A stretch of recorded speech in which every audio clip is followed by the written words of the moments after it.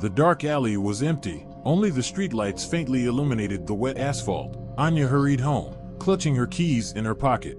She turned down a narrow alley where she always took shortcuts. Here stood an old toy shop, long since closed. Its window was covered with dust, and behind the glass sat porcelain dolls, pale, with cracked faces and eyes staring into emptiness. Anya didn't like to walk past this place. But something was different today. The display case was open. Inside, behind the dolls, stood a man.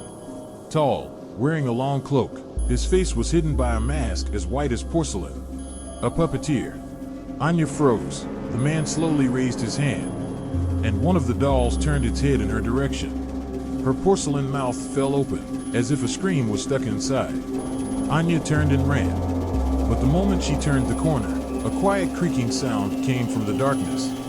The sound of hinges bending in someone else's body. The puppeteer was following her. Anya raced forward, her heart pounding frantically. Behind her, in the darkness, a low creaking sound was heard, as if someone was moving on the hinges. She ran into the entryway, slammed the door shut, and frantically turned the key in the lock. Silence. Just imagine. Just imagination. She tried to calm herself. But when Anya looked up, her blood froze in her veins. On the landing, right in front of her door, stood a doll. A porcelain one, with eerily realistic eyes. Anya slowly stepped closer. Around her neck was a locket, just like the one her grandmother had once given her as a child. She reached up to take it off. The doll's head twitched. "Don't touch it," a thin voice whispered. Anya shrieked and yanked her hand away. The door to her apartment opened by itself. It was dark beyond the threshold. And then came a voice, muffled and mocking. "Welcome to my collection." Anya froze at the entrance to the apartment. The darkness inside seemed to breathe, pulsing with something unnatural. The doll at her feet slowly turned its head, its glass eyes gleaming in the dim light of the entryway. "Welcome to my collection," the same voice repeated, but now it sounded from the darkness of the apartment. Anya took a sharp step back, but someone's cold fingers grabbed her wrist. She turned around. The puppeteer was standing right behind her. Tall, wearing a long cloak, a white porcelain mask on his face. "Leave me alone," she shouted, trying to break free. The puppeteer tilted his head silently, and his fingers clenched tighter. Anya felt a sharp pain in her wrist, as if the skin was beginning to crack, like porcelain. She glanced down. Her hand had become a doll's hand. The fingers no longer moved. The joints had become wooden, and cracks were running down her skin. "What have you done to me?" she screamed in panic. The puppeteer lifted her hand, examining it as if it were a new exhibit. "Beautiful work," he said quietly. "Now the process is complete." Darkness pulled them inside. The door slammed shut behind them. The entryway was quiet again. Anya woke up in absolute darkness. Her body felt strangely light, her movements stiff. She tried to raise her hand, but her fingers wouldn't listen. There was a creak of hinges. "You're awake," came a familiar voice. A light appeared in front of her. The puppeteer stood in the center of a huge room filled with shelves. Anya slowly turned her head. There were dolls sitting on the shelves. Hundreds of them. Each one with overly realistic eyes. Human eyes. Anya wanted to scream, but she couldn't. Her lips wouldn't move. "You have nothing to worry about," the puppeteer said calmly. "You are perfect now." He lifted the mirror. Anya saw herself. The porcelain face. Cracked lips. Eyes full of terror. "Welcome to the collection." He picked her up in his arms like a doll and carried her to the shelf. Anya couldn't resist. She just watched as he put her on the shelf. How the others sat next to her.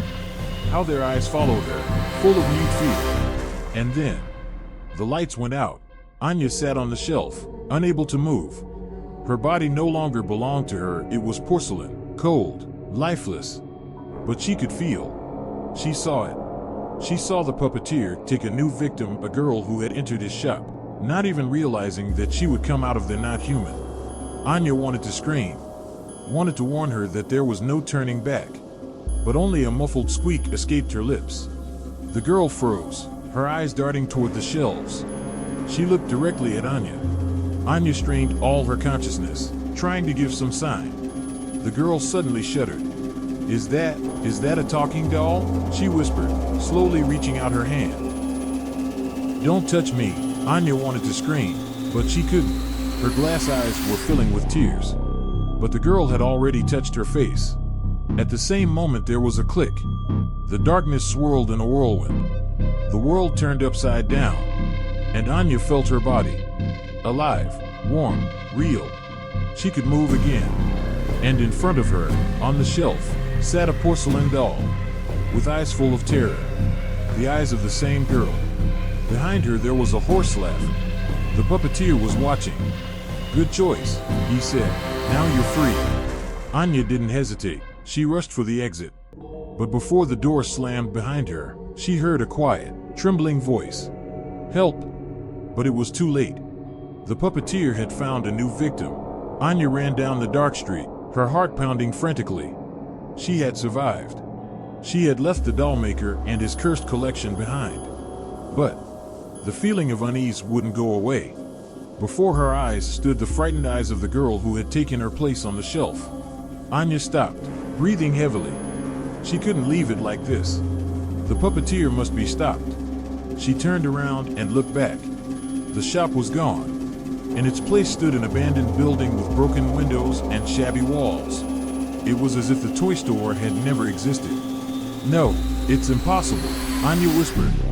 She took a few steps forward. The door slowly opened. The darkness inside was calling her back. Anya tensed and heard a creak. So familiar. The hinges. Behind her. She turned around sharply. But it was too late. At the last moment before the darkness swallowed her up again, she saw a new doll in the window. With her face.